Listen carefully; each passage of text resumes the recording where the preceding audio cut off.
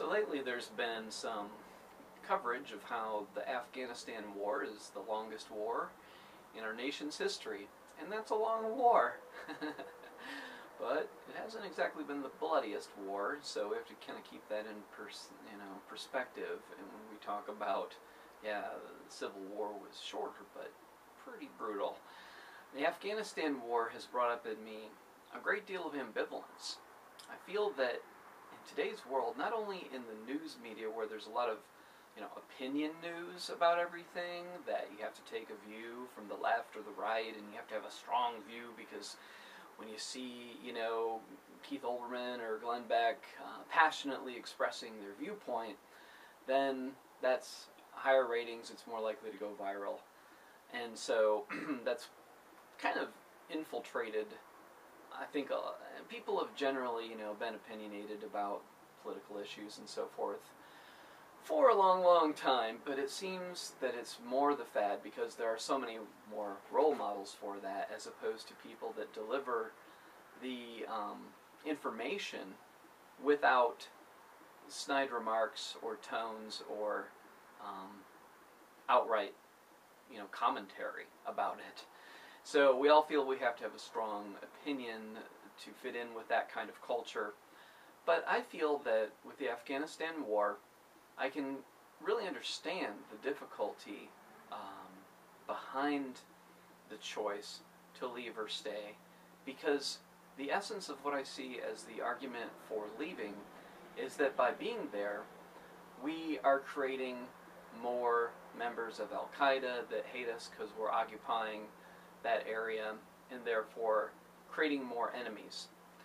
And the other perspective is that if we leave, there's a journalist, I think his last name is Junger, Junger, who has been in Afghanistan for a long time, recently released a book, and I believe he was quoted as saying that if we did leave, then al-qaeda would take Afghanistan and would love to have it as a home base. And so therein lies the problem. There's something inherently appealing about having a somewhat idealistic and optimistic, not even optimistic, but just an idealistic utopian concept about all war is bad and therefore oppose any war. But I think that we can see, for example, in World War II, that fighting against the Nazis was indeed a good thing, because their motive was to kill a lot of innocent people. And America tried to be avoidant of what was going on. And if Japan, would have just gone about trying to conquest most of the Pacific region without bothering Hawaii, then we would have avoided it longer. But I think that it was a good thing that we got involved in World War II, because contributing to overcoming Hitler was obviously a good thing if you want to live in a world that is not Hitler-esque. And al-qaeda is not as powerful as Hitler, but there are more weapons of mass destruction available today than there were 70 years ago.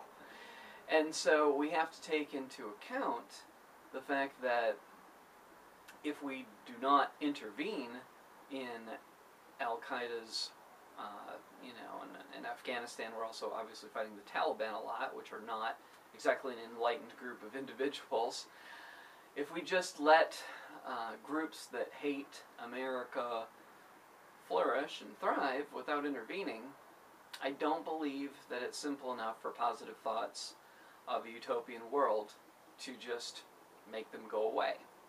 Which is why, despite my ambivalence and despite the fact that I consider myself to be on the liberal progressive side of things, I think there is reason to stay there, and that although I feel ambivalent about it, I do believe that we have to adjust to the fact that this is a new kind of threat.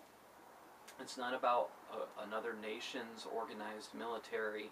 It's about going where there are groups of people that would like to create more 9/11 havoc. And it sucks that there's going to be more innocent people in Afghanistan that die because of this. And I think that this is one way of looking at justification of war, is how many innocent people will die.